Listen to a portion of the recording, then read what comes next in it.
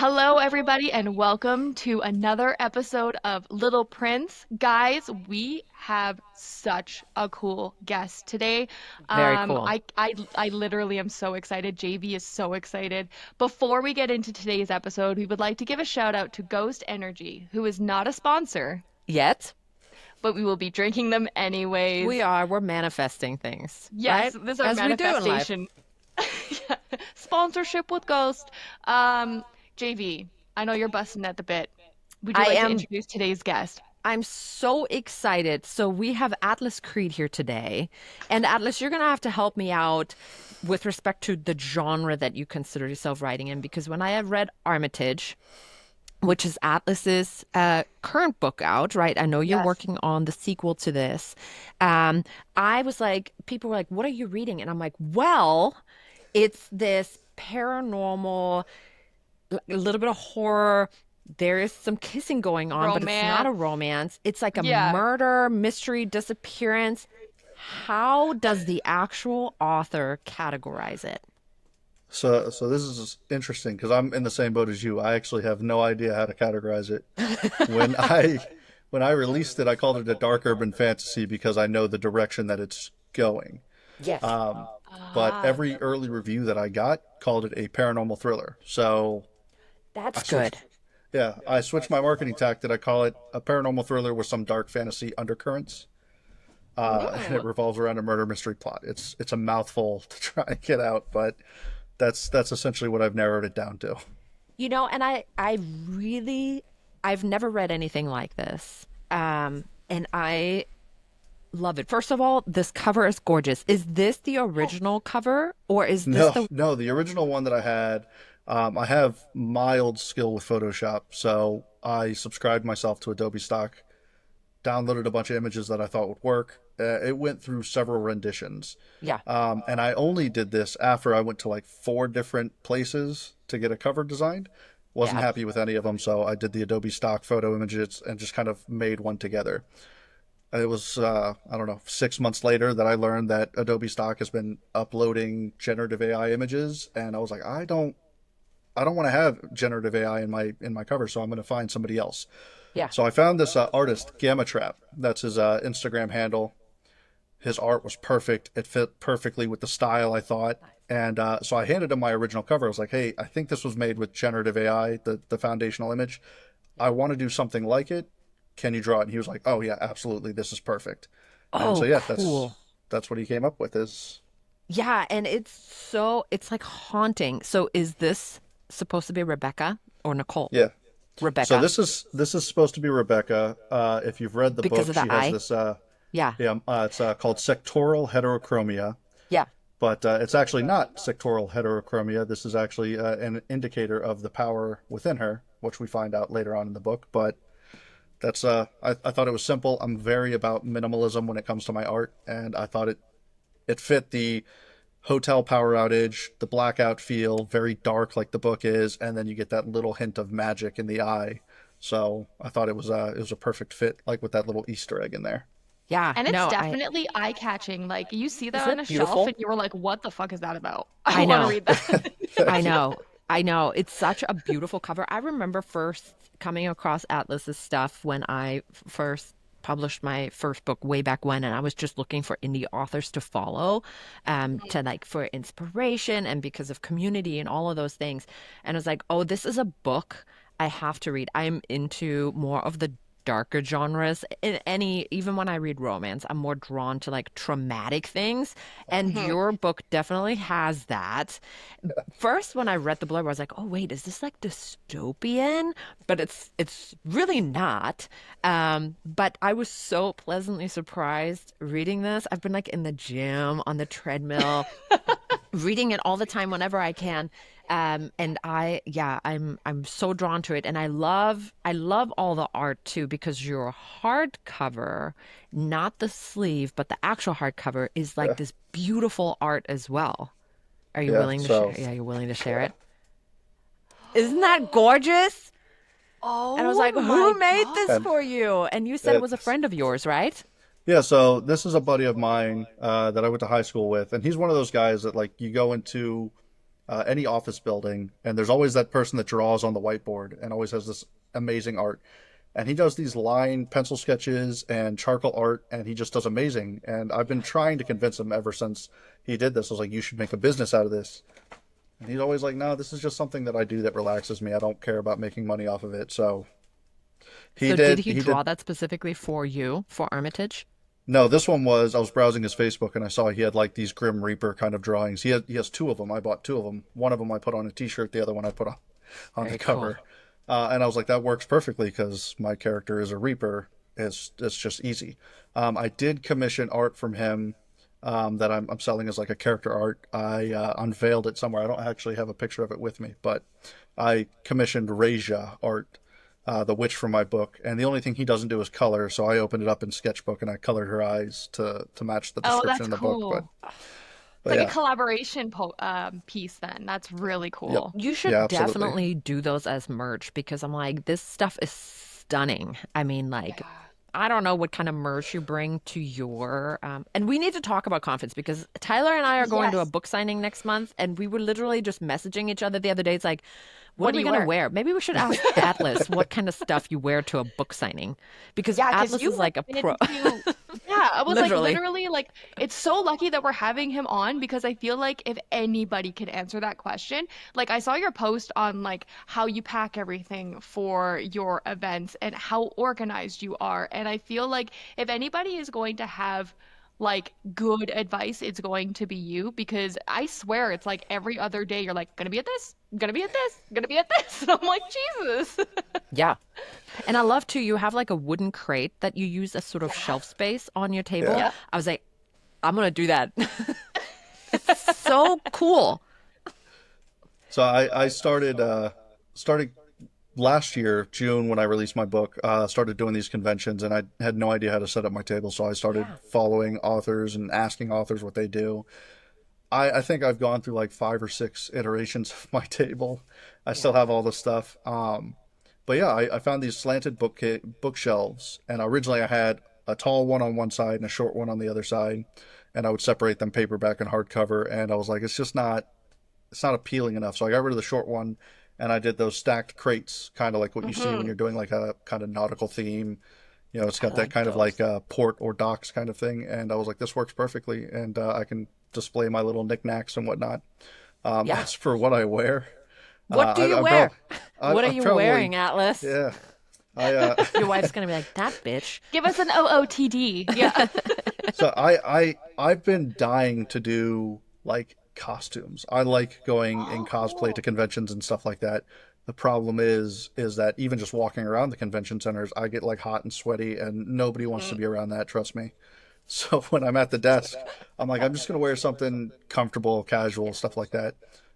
So I actually had merch designed for my shirt. It's just Atlas Creed across the shirt, but it's in the in the logo of Pornhub because why not? Why not be humorous? Why not?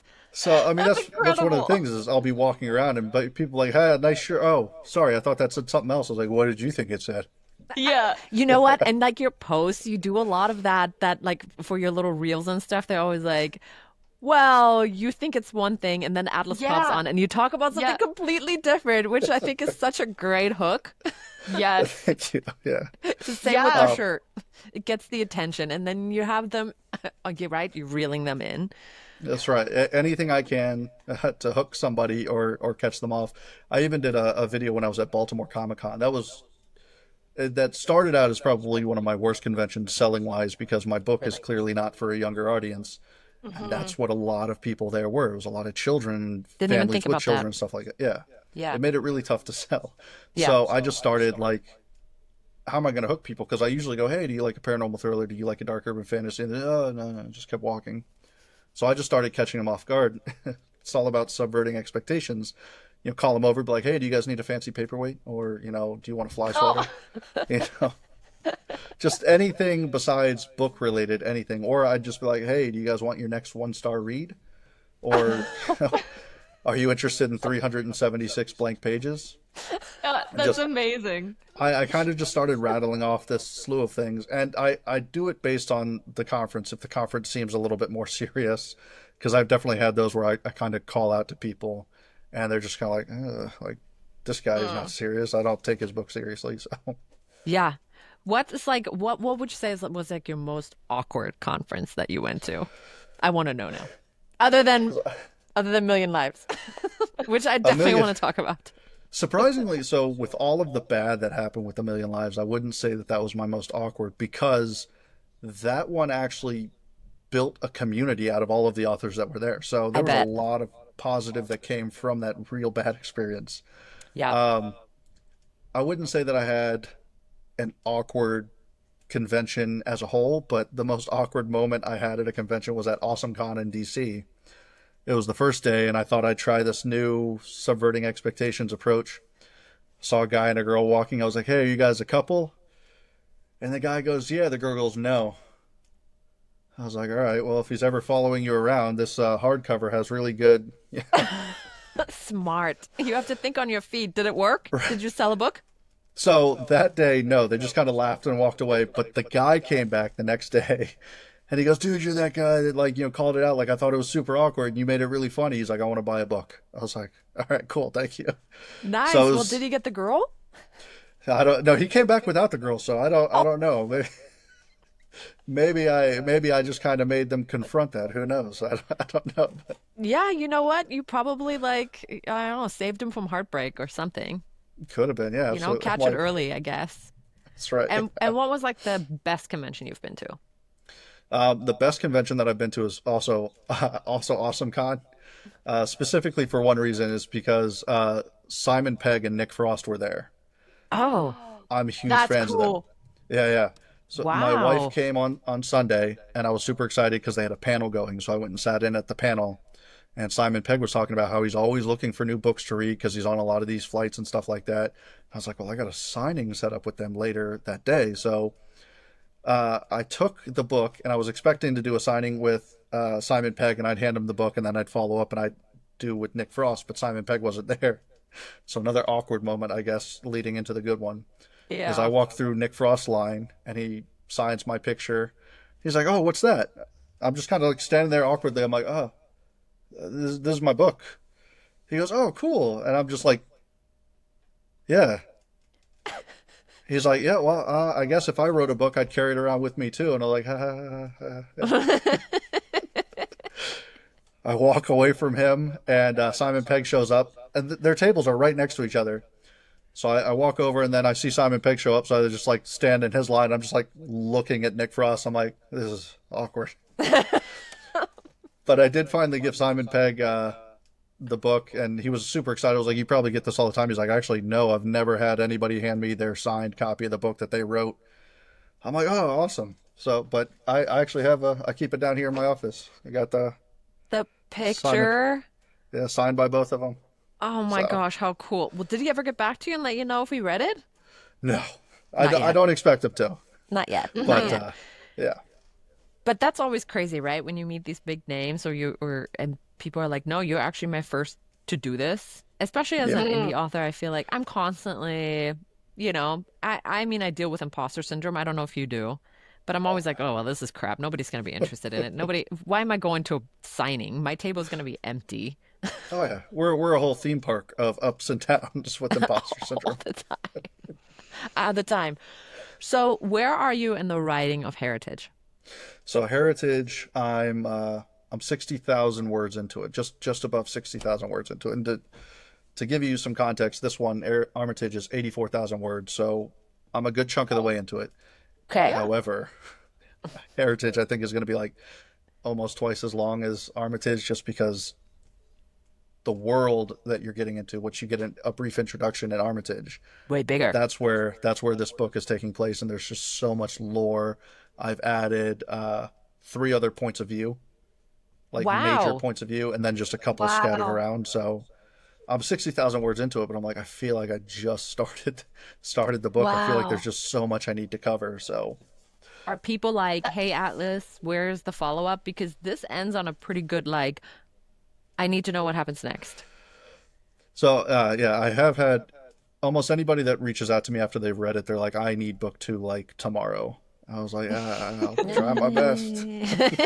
Yeah. Sure, give me a couple days. So I have had people doing that, but I don't have too many people kind of like following up, like, hey, where you at on book two? I need it right now, you know? Mm, So Yeah. it's So, yeah. okay, so 60,000 words in, but it looks like it's going to be more of a 160,000 word book ish. probably close to that, yeah. Um, when are you a person or an author that are you a plotter or pantser, and are you setting yourself deadlines? How do you work?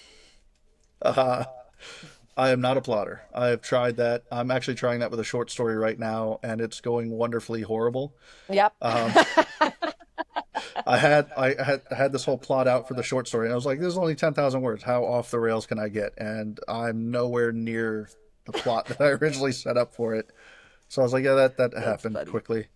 So I'm a pantser through and through. I call it discovery writing. Yeah, To give an I love example that. from book two, the theme for book two is trials. Basically, Rebecca and Nico. I don't know if you noticed in Armitage that I kind of had some parallel chapters with them. You know, I like did.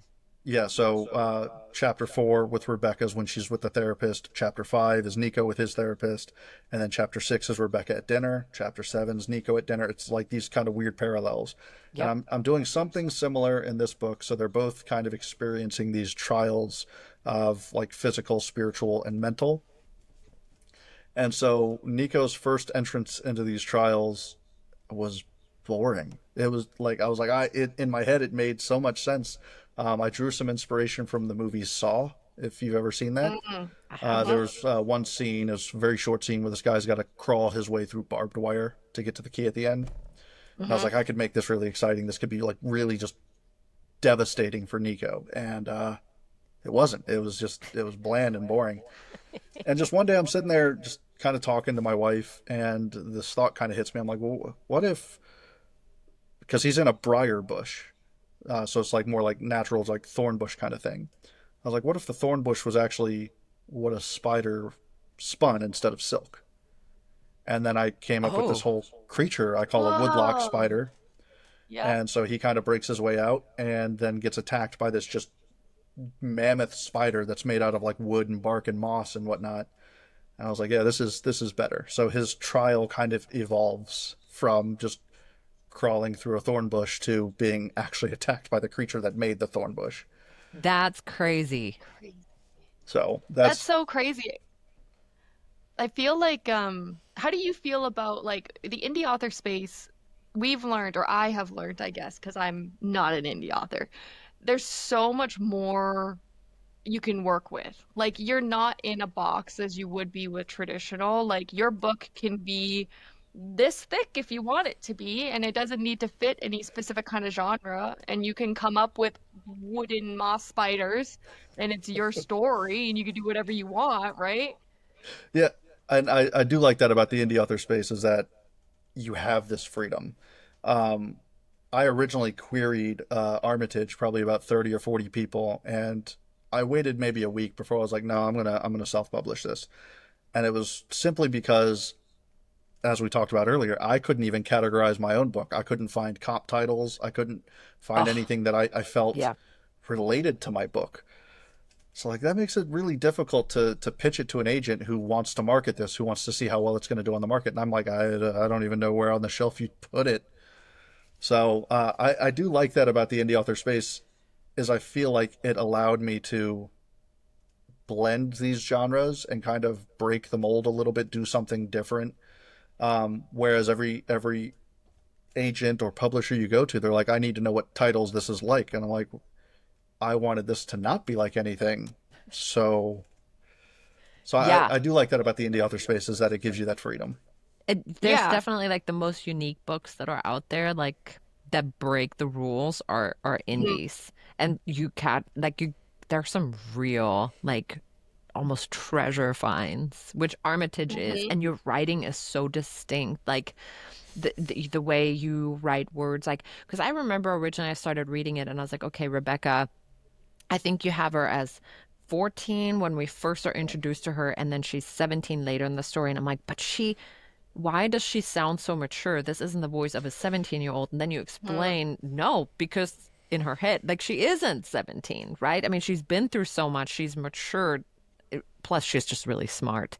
Um, so I was like, yeah, and so you get to have you just get to have that freedom. And so one thing that I wanted to ask you is when is this set? Because I was like, oh, the Discman and Incubus and the The flip subtle nods. phones Yeah. and is it late 90s, early 2000s?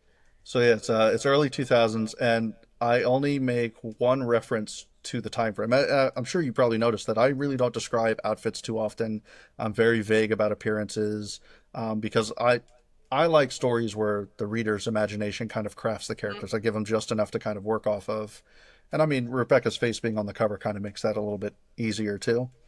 But It's not her whole there's face though. There's still a lot to the imagination with that, right? true, yeah, Yeah. and I think really the only thing I mention about her is her eye and her curly hair. That's really all I get to. But there's one nod. It's when they're in the cafeteria. I think it's chapter 8. Um, they're saying something, and then Anna's boyfriend goes, "Class of '02, baby." And so that was really the only nod to the year, is that they're close to graduation and that Yeah. it's in 2002. So Yeah. yeah, I just loved bringing up, especially the blockbuster membership card at the end where Nico picks the lock with it. I still have mine. I think we still have ours somewhere too. I miss Blockbuster days. Yep. That was a good time. I'm like, man, but when I was reading it, I was like, oh yeah. Like it takes me back. It's almost like me being back in high school, especially when you had the Totally. "Wish You Were Here" reference by Incubus. I'm like, Mhm. God, I remember that. And then I had to listen to Incubus after this Yeah. because it's great music. I graduated in '06. So, So, yeah. so you know, Yep. yeah, Yep. yeah. Oh, oh No, it's a 07 right great here. time. Yeah, It's a great time frame. And I just I love agree. Totally. all the nods to the Discman and the flip phone and And I what inspired you yeah. to write the story? so it's kind of interesting. So I was reading Mr. Mercedes by Stephen King. I love I'm Stephen a King. big Stephen King fan. Dark Tower was like the first book series I ever really like tore through really quickly. So I'm a big Stephen King fan. So I was reading Mr. Mercedes. I was like, this would be really fun to write a thriller because I really like Agatha Christie. I really like Gillian Flynn, Lee Child, stuff like that. I was like, and now Stephen King, I'd like to write something. And so I originally started this out as very crime mystery noir kind of style. And I got bored real quickly. I was like, the real life stuff is such a snore. It's it's not. It doesn't feel like me. It feels like I'm trying to kind of wrap myself around somebody else. Yeah. So I started drawing inspiration. I was like, all right, well, first I'm going to do identity. I know that there's going to be a storm that traps them in the hotel because the movie Identity, 2003, John Cusack. That It's was a five good movie. strangers. Oh yeah, I was like, it fits. That's perfect. I was like, but I kind of want to bring in one of my favorite movies, which was Stir of Echoes with Kevin Bacon. With like, I was like, I could have Rebecca's sister, like an apparition in her head, kind of helping her solve her murder. And Nico never existed up until this point. It was all just going to be Rebecca solving it with the help of her sister, trapped in this hotel. And then I was like, I need something more. Like, it doesn't make sense for Rebecca being 17 to do all this. She wouldn't have the resources. Mhm. So Yeah. Nico originally entered as a character that Rebecca just bumps into at the diner, and then she discovers he's investigating these things. But then I liked his personality so much that he just evolved. He does have And a fun then personality. yeah, Yeah. and then sometime after that, I was like, I've been working on a fantasy world since I was 17. I could see this Wow. fitting together, and so So separate from Armitage, you were working on a fantasy. mhm, yeah. Oh, was that supposed to So be a like a book or story or? that was originally intended as my Lord of the Rings, if you will.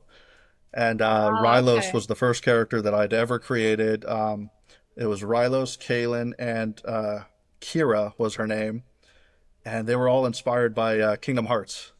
So Rylos was my Sora, Kaelin was Riku, and Kira was Kairi. Nice. And so that was going to be my Lord of the Rings story. But I was like, I could mix this together, and I could still leave the gaps to where the original story was going to be. So I may even go back and write like Rylos's whole origin and all Oh, that that stuff. would be cool because I really like Rylos. If I had somebody Yeah. in my head, my body, a power, I would want it to be Rylos. Like if I Rylus, had or to Instead of the have other one. people you have in your head. Other than the voices in my head already, yeah. That okay. So many questions. So then you combine the two, but you're yeah, left so some room.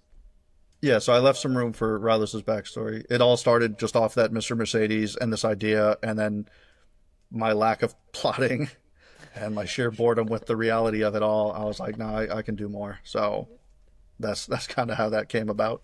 How long did it take you to write it?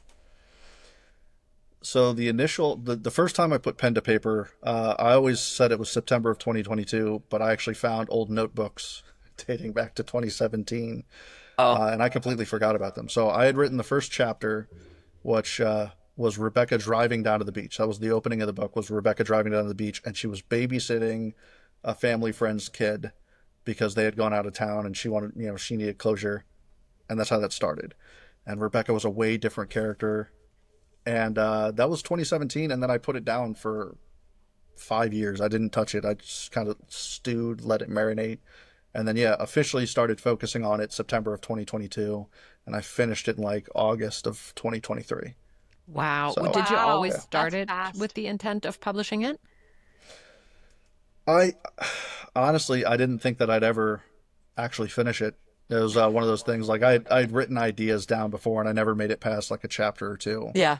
Um, so when I made it about 5 or 6 chapters in, again, no plan because I was like, this isn't going to go anywhere. I was like, Hmm. oh, this is becoming something. So Yeah. And yeah, now it's a but thing, and now it's a Yeah, thing. I can hold definitely it a in my thing. hand. It's which still is kind of Yeah. surreal. so insane. And so not only that, but you also have this made into an audiobook. And not Yeah, just, Hmm. a single narrator model, but you have like a multicast, Yeah. I'm which a yeah. go So ahead. I'm a big fan of audiobooks. That's how I get most of my reading in because Same. busy lifestyle, driving. I live in the DMV area, so it's just constantly driving in traffic. So I Hmm. knew as soon as I got that down, I was going to do audiobook narrators. I did not expect there to be four of them, but How I need to know. So so this is actually a little fun little tidbit. So I know Brandon Francis was one of your narrators for this one. Hmm. We are gonna have Brandon on in September, I think. Yep. Um, and I'm gonna be at Ravens Reads with him next year in California. So anyway, it's all really exciting. So I'm definitely gonna talk to him Yeah. about Armitage. And then I saw his Yeah. reel about how him narrating for your book. But how did you pick your cast? Did you go through like the whole auditioning process? I did. But I was a little unconventional about it. I posted a video to TikTok saying, "Hey, I'm looking for male and female audiobook narrators." Um, Originally, I intended to just pick one, whoever was the best, whoever was the most diverse, Do it and all. Yeah. yeah, well, so the video took off. Wow. I Hmm. wasn't expecting it. I got over 100 auditions for male and female narrators. I was like, holy crap! Wow. And there were just so many of them. I gave them two different scenes, two for male, two for female, and so many of them just blew me away with their performances. And I was like, man, I could make this just a full cast, do like a graphic audio type thing where everybody's assigned a role, and then I just have a primary narrator. It's like I don't Yep. have that kind of money though. So I've learned it's pretty expensive to have a full cast narration. yeah, it gets expensive quickly. Mm. I was able to save some money because I have like a background in audio engineering.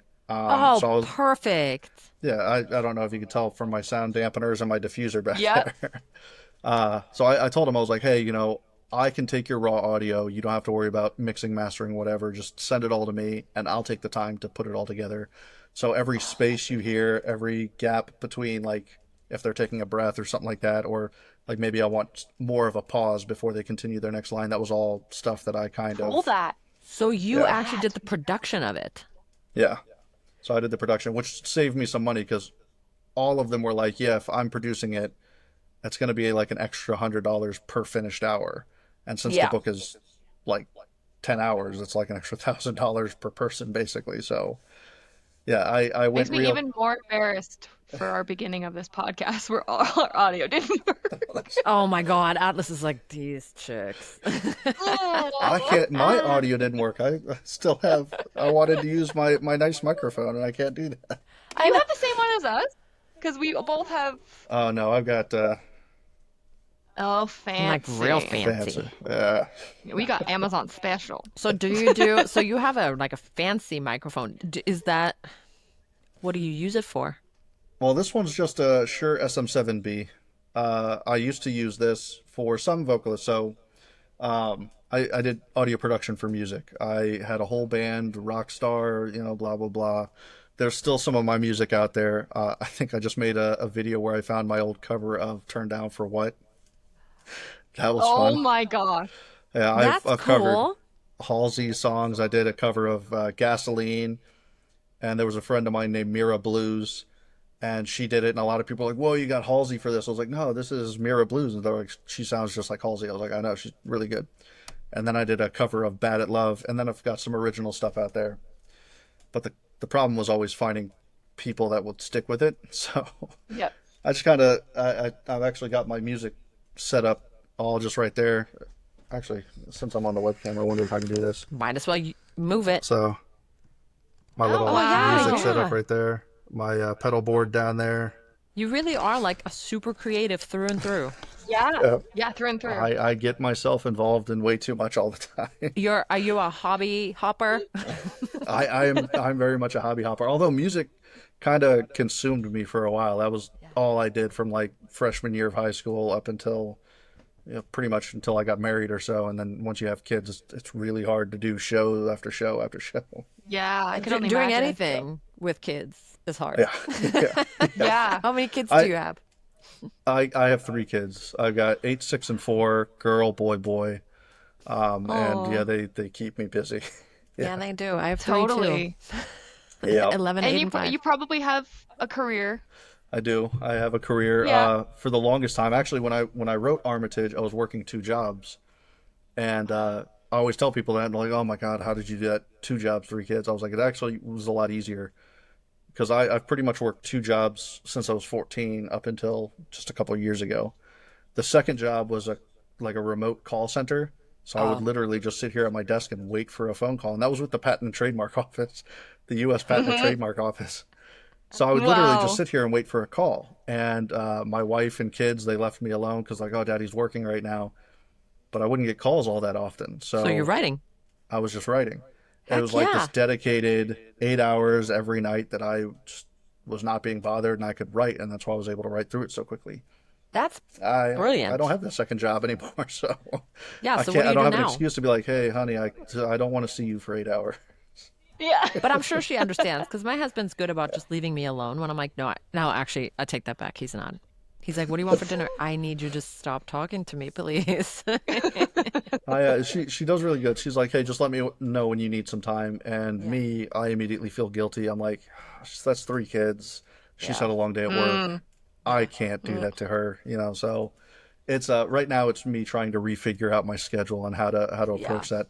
Otherwise, I feel like Heritage might be done by now, but like, eight, Life, man. 8, 6, and 4, that's such critical age with your kids, and I don't want to Yep. miss any minute of it. So yeah, Yeah, good Yep. for you.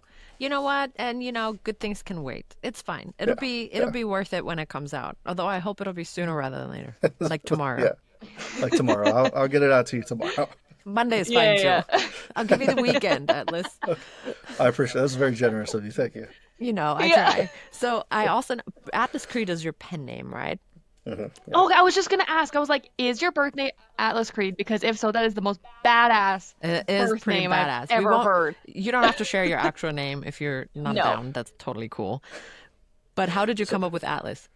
So one of my favorite games is BioShock. I don't know if you guys have ever played that. Mm. I've never played it. Hmm. What is Okay, it? so basically it's like a steampunk kind of game. I do It's love about the steampunk. civilization that was built at the bottom of the sea. It's called Rapture, and it basically the idea that when they built the city was that they were free from like the shackles of capitalism, of governments and stuff like that. And this guy, Sounds Andrew brilliant. Ryan, yeah, this billionaire Andrew Ryan was like, I'm just going to build this civilization where people can live and feel free to explore. and it was that freedom of exploration that led to like gene modification, which ended up Mm, driving everybody insane. And now this entire like city is like just riddled with like insane people running around who have like these genetic modifications. But the first character you meet, you go down in these like biospheres. You basically float from the surface down to this underwater civilization, and you find a radio in that. And the first person to start talking to you is this guy named Atlas, just Atlas. mhm. And he's got it's like 1950s, 1960s, so they have this kind of like transatlantic kind of way of speaking. He's, hey, boyo, would you kindly pick up this radio? Da, da, da. And the would you kindly is a phrase that he goes through. And you find out later in the game, for anybody who hasn't played Bioshock, I don't mean to spoil it, but you find out later through the game that Atlas is not his real name. His real name is Frank Fontaine, and he's the big rival of Andrew Ryan. He's kind of responsible for the collapse of the city because Oh, he wanted to take over. And that would you kindly was a trigger phrase, like hypnosis, making your character do everything. And like you're like, I bought a video game. I'm obviously going to do what the guy's telling me to do. And you didn't realize the entire time it's you're doing it because he's using a trigger word in hypnosis to make you do it. And I was like, that's such a cool concept. I would like to apply that to my pen name because you're reading through my book and I'm essentially guiding you through. And like I Mhm. bought the book, I'm going to read the books, you know. So it man, was you a really kind of put fun thing. thought into this. Yeah, I put a little bit of thought into it. Yeah, That is so cool. That I thank you, love that. thank you. Yeah, and then Creed was just kind of something that I thought sounded good off of that. It does sound great. It does. It's a great pen name. Yeah. Thank you. Yeah, Yeah. I think it suits you really well too because I feel like Atlas Creed is like can be a serious person, but it's also very just humorous. Like I gotta say, from Bookstagrammer to Bookstagrammer, like you put a lot of work and effort into your content and thank it you. shows and you're consistent and you're funny and like sometimes you can be serious and have like, serious posts, but I feel like Atlas Creed is like a complete like circle of the person that you are. Thank you. I appreciate that. Yeah. I Yeah. was kind of hoping for something a little bit, diverse because even though my first book is dark and traumatic, I have a short story in an anthology coming out at some point. It's a rom com. Oh my God. That is 180. Yes, it's a 180. I was kind of I don't want to say I was tricked into it, but I was absolutely tricked into it. Who Uh, tricked you? so two of my writer friends that I talk to on a regular basis, they were like, "Hey Atlas, we need one more person for this anthology." I was like, "Cool, what is it?" They were like, "Just say yes." I was like, that sounds awful. Sure, I'm why in. not? Yeah, I'm in. That sounds terrible. I'm in. And they were like, "We're writing an adult version of Shrek. Like, you pick a character and you write a story off of Shrek." And I was like, "That, why? Why did this Who did you happen?" get? Donkey? No, they were like, "You pick your character." I was like, "All right, well, screw you guys. I'm gonna write a story about Lord Farquaad, and I'm gonna call it Kick."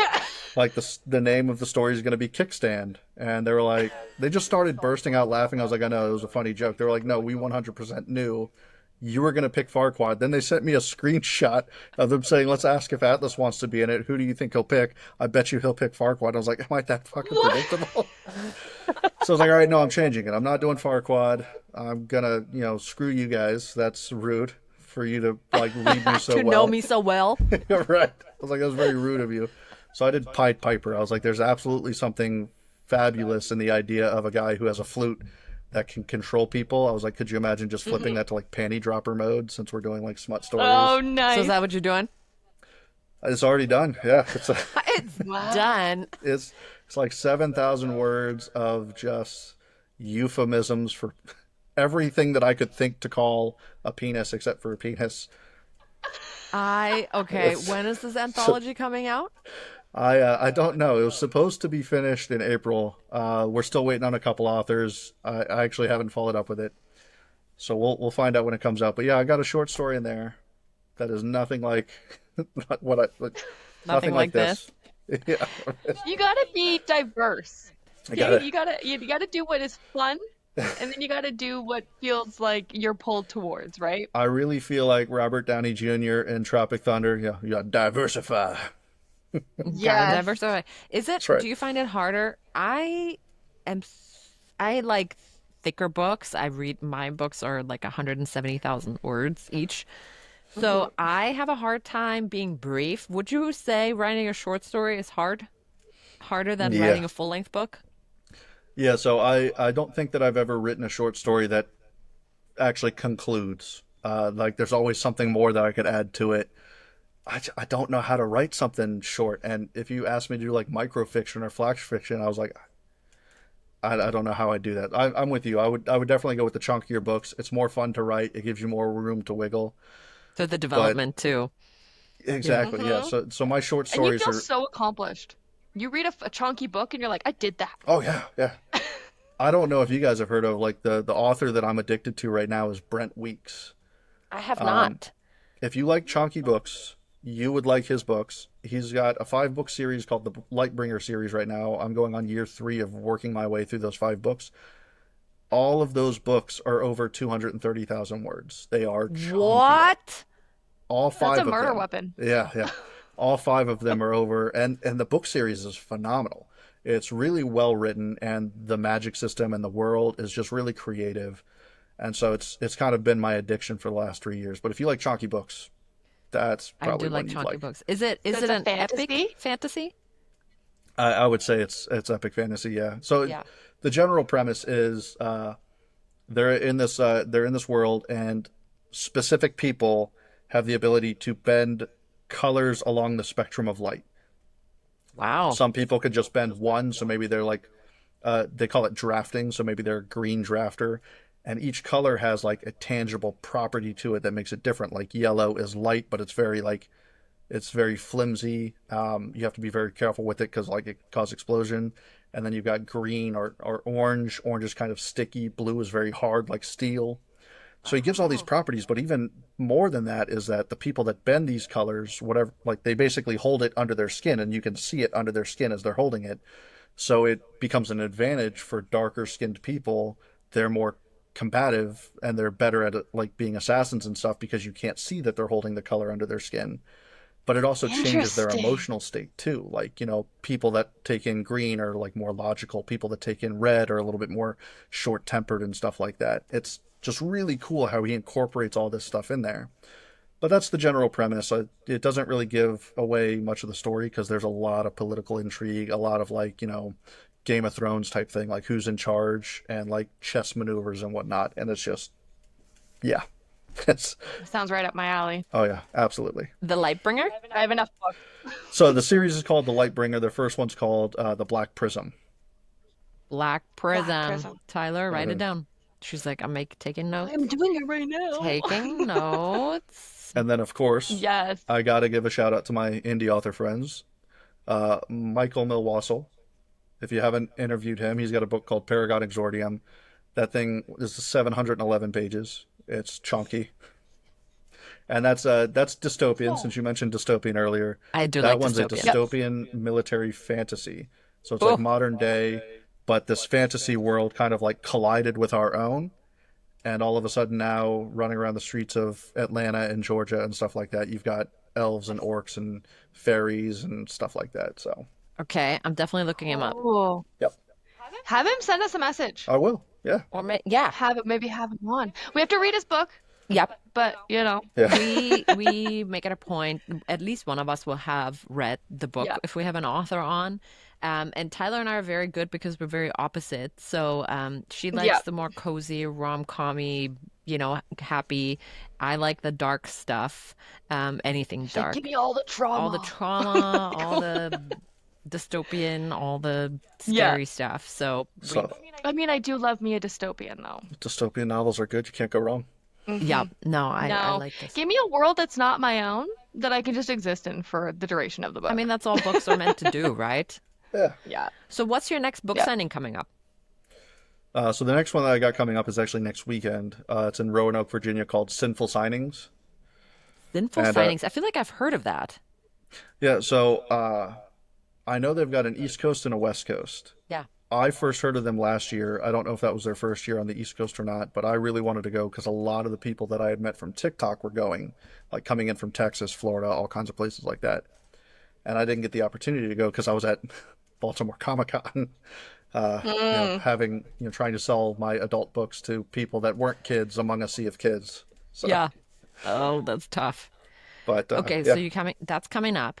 hmm Do Mhm. you live close to Virginia? Are you on the East Coast? yeah, I'm in Virginia. Yeah, Oh, okay. Yes. Perfect. That'll be convenient. Close. it's Yeah. it's still 4 hours away. Yeah, Not so convenient. Yeah. it's the first one that I'm going to that I'm getting a hotel, but I'm Oh, still okay. excited for it all the same. Yeah, Yeah. Also, just like from parent to parent, the solitude of just like checking into a hotel. Like I'm going to Vegas actually in August to meet JV and do a signing with her. nice. It's gonna be really hot. That's what everyone's telling me. You're going to Vegas in It's gonna August? be What are you very doing? toasty. But we're doing Be Love Spread Love, and it is in the hotel we're staying at. So we can literally just go from our hotel room into the event and back to rot in our hotel room. But um yeah, it's her first book signing, so we've been back and forth because I'm trying to help with like merch and stuff like that, and just like setting up the table, making like QR code. Do you use a QR code scanner for like your socials and stuff? Yeah, I've got QR codes like plastered all over my desk. I've got a table runner that right on the top like front strip of my table, I've got a QR code. That's Got smart. a I got a placard that's got a QR code. I've got like a little book that's got the newsletter QR. There's QR codes all over my table. That's Yeah. Yeah. smart. No, that it's smart. It's the way like I think COVID, like you said you started writing Armitage in 2017, but sat down in 2022 to start writing, Yeah. right? So like I feel like the whole COVID thing gave people time to just be, Yeah. and I feel like a lot of people have mentioned that inspiration has kind of just sprung up around that time. So what else are you doing with your life, Right. right? Exactly. You're at home already. Yep. Yeah. Vegging away. So, Yeah. I already warned you. I do want to talk a little bit about A Million Lives. Before we get into A Million Lives, we should do the giveaway. Oh, we should We see. have I'm so 52 glad minutes. Tyler reminded me because I told you, Atlas, we are all over the place. We'll just keep going. Okay. Yeah. So, Atlas has so graciously agreed to give away not one book, not two, not three, not four, five different iterations of it. So, Atlas has agreed to give away two audiobooks, two ebooks, and one signed copy of your paperback. Okay. And so, Now, before we continue, is that Canada and the US or is that nationwide or like worldwide? We'll stick to Canada and the US for now. Yeah, for the print, the audiobook, ebook, I'll send it wherever. Yeah. Perfect. perfect. All right. And so, what we ask is that our listeners listen for the code word, which Atlas already came up with. So, Atlas, would you Mm-hmm. be so kind and share your word with the listeners? Code word is cheeseburger.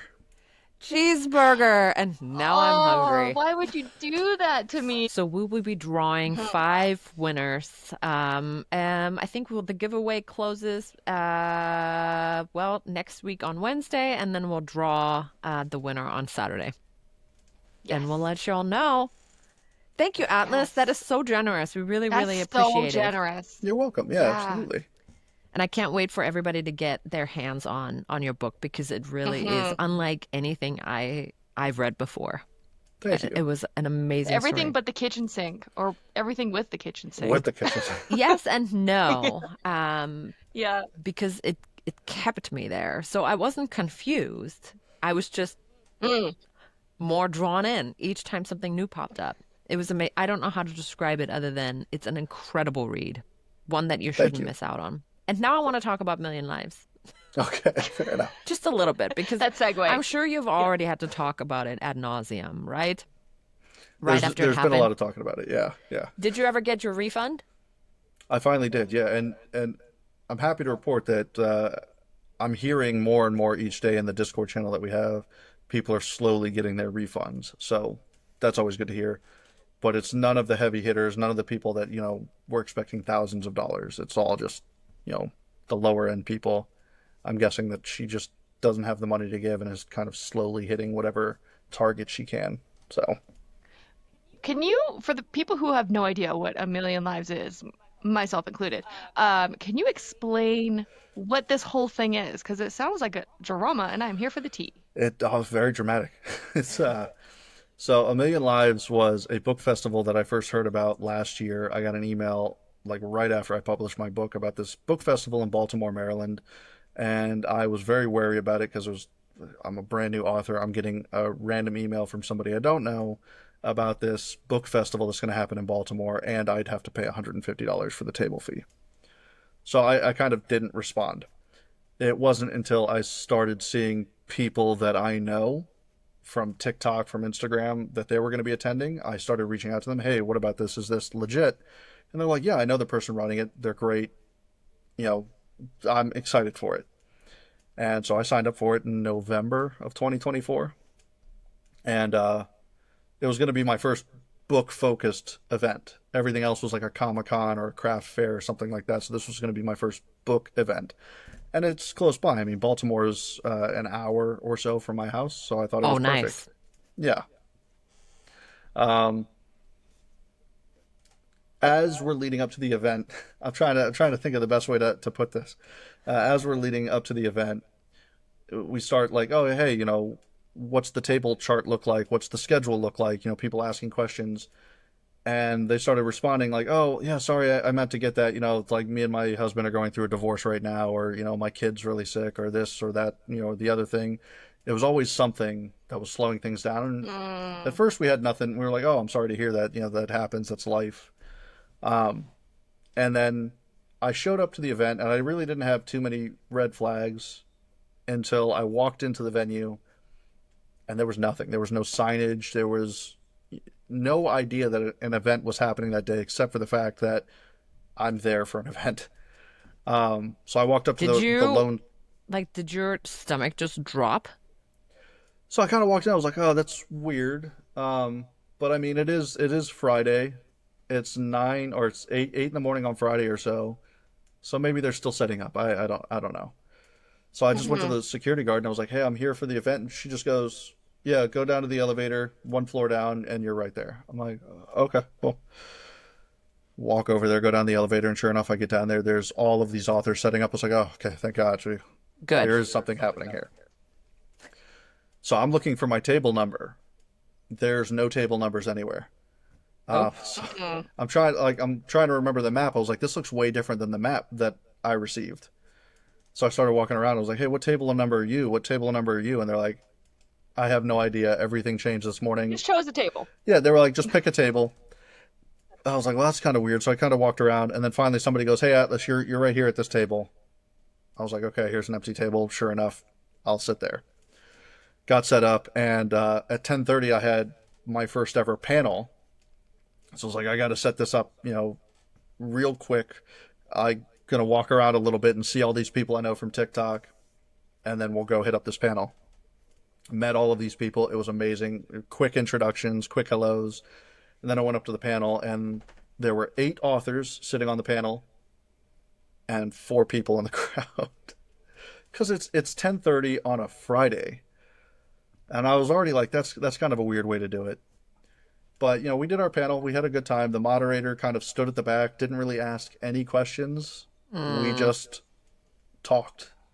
Everybody just talked about their experience. But we ended our panel. We went back to our desk, and I was like, okay, well, hey, whatever. For a first panel, it could have gone worse. It is what it Mm. is. Still positive.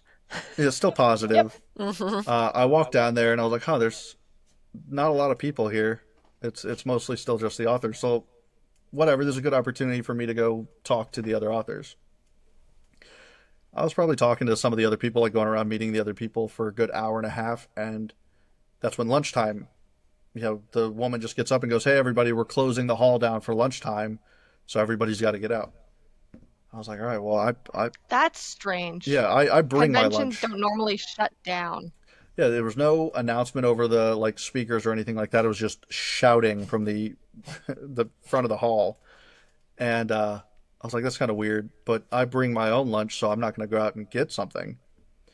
And still, nobody funneled out. There was nobody there. No readers or anything like that. Maybe a handful, maybe 5 or 6. Wow.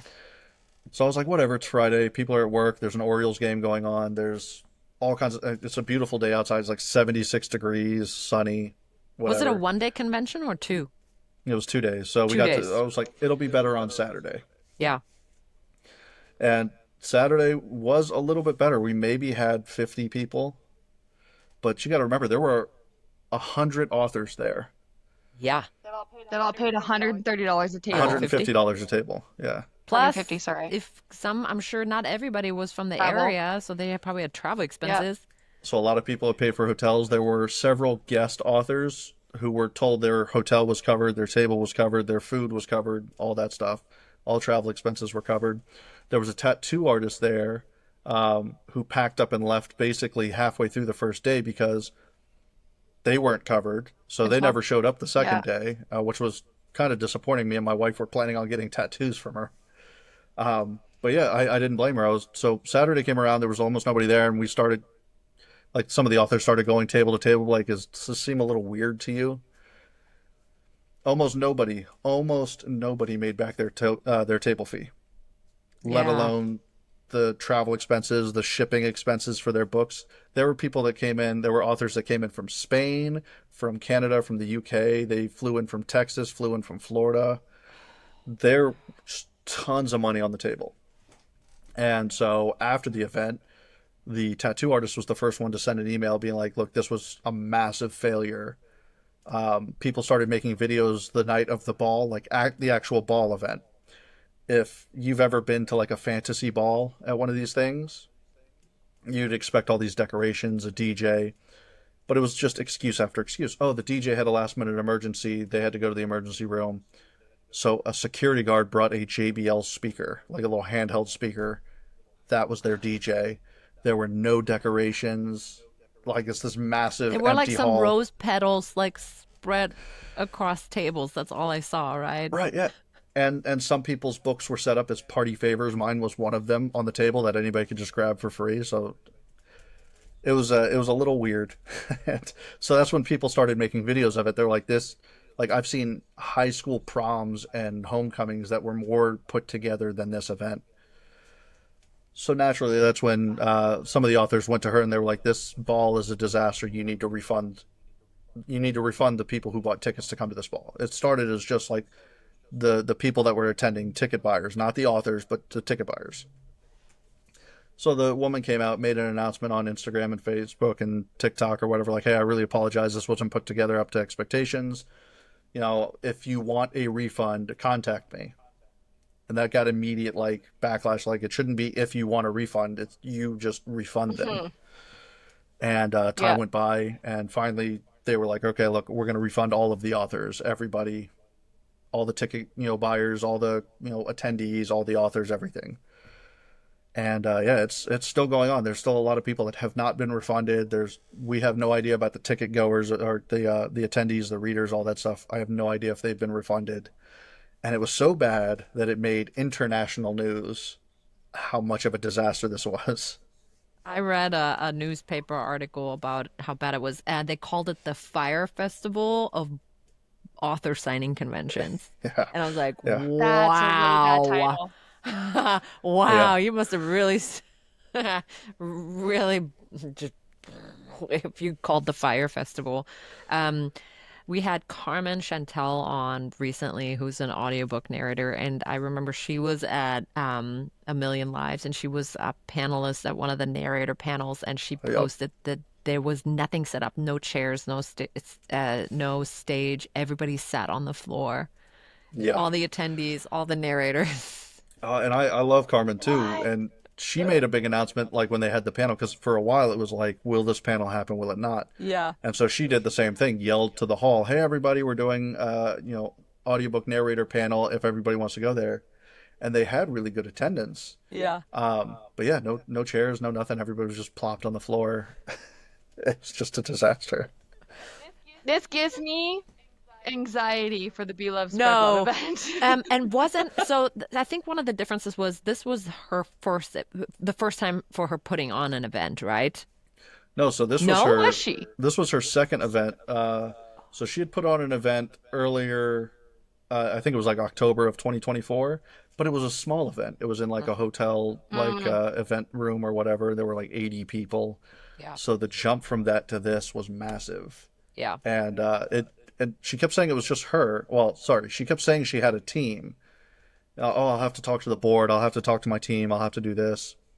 And then we find out after the fact that it was literally just her and her husband. The husband who had apparently Mm. cheated on her and was leaving her and all that stuff. And he was the moderator for our panels. It was, yeah. Such a good story, though. I Such a think good we're safe on story. Be Love, Spread Love, and yeah, they've put that event I'm gonna online. have my apprehensions. No, no, no. My They've ears are gonna this be like this this event to has walk in. this event has happened several times already. So this is not Okay. their first big one. Yeah.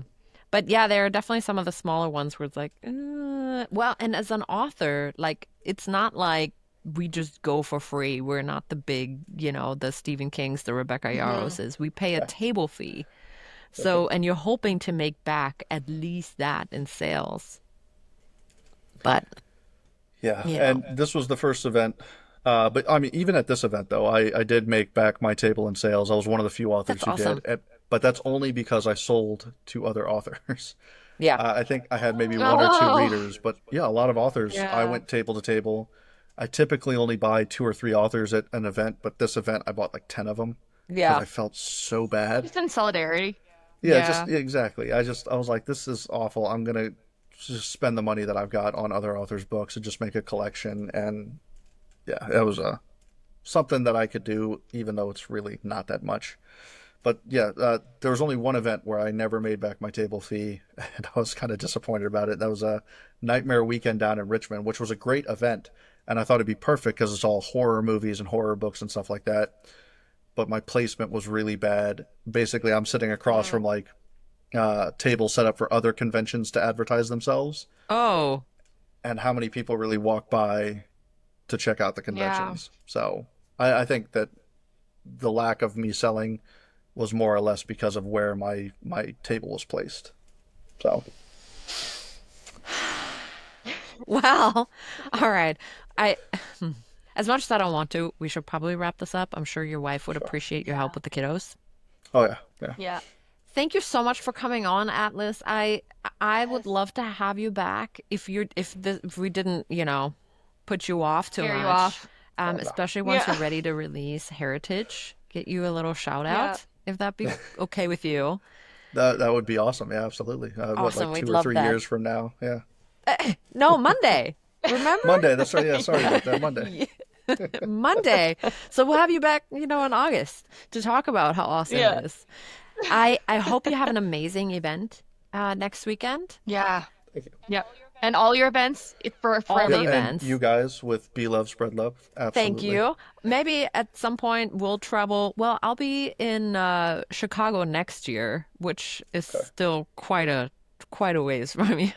But I'll be in Yeah. the vicinity. So, We'll make it happen at some point. that would be fantastic. I'd love that. I always love Yeah. meeting other authors and just anybody from the book creation space in Yep. person. Totally. All right.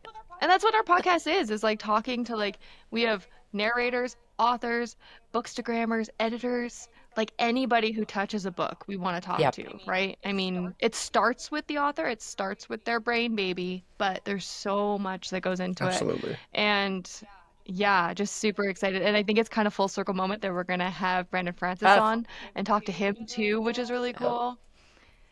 Yeah.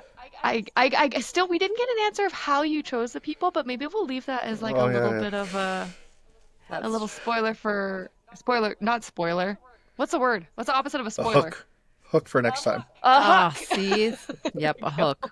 So we'll have to have you Yeah. dive into that next time. I'll have to make a note on Yeah. Yeah. Atlas. Thank you so much. Yeah. I, Thank you I guys. I hope this was appreciate an it. okay experience. This was a wonderful experience. What are you talking about? Get that imposter syndrome out of here. This was great. Woo! Yeah, we're Okay, good. we're working on it. We're still very imposter syndrome. I'm not sure it'll ever go Like, 'cause away. we're At just this point, it's like part of no, my I don't think so. personality. It becomes a drinking buddy. That's all it is. Exactly, just another voice in Yeah. the head. That's right. All right. Well, thank you so much. Thank you guys. Perfect. I'm gonna do my little Do your outro. outro. I don't know if you've ever seen Hot Ones, where they kind of throw the camera to the guest, and I'm gonna do something similar like that. So, Atlas, we don't want to leave. Okay? We just want to sit and talk with you for like another 3 hours, but I fear I'm gonna pass out from Especially starvation. after the cheeseburger Um, reference. I know, how dare you? But thank you so, so, so much for coming on Yes. today and chatting with us. We've had an absolute blast. We have so much more questions for you, and hopefully we'll get to see you again. But until then, the mic is yours. Let the people know what you got going on in And your where we can life. find you. Okay, perfect. You can find me on all social media. All of it's listed on my website, www.atlascreedauthor.com. My book Armitage is available everywhere, paperback, hardcover. I have sprayed edged editions. It's on Ooh, audiobook. It's on Kindle Unlimited. I've got the sequel to it coming out Monday, apparently. Monday. and I do have some short stories. One not out yet, but hopefully soon. That's going to be a rom com. And I've got a sci fi short story out in an anthology called The Last Day Under the Sun. Follow me everywhere if you like goofy videos that absolutely have no point or purpose. They do. You're so good at marketing. That's like one thing I wanted to say before we ended this is like a lot of authors like struggle with the marketing aspect. And I feel like while you probably struggle with it because coming up with the ideas, they're Thank you. genius. I do Thank love you. I them. appreciate it. All right. Thank you so much for coming on, Atlas. It was so much fun. Thank you, guys. Have a good one. Good luck at the convention. Thank you. Yes. See you guys later. Bye. Bye.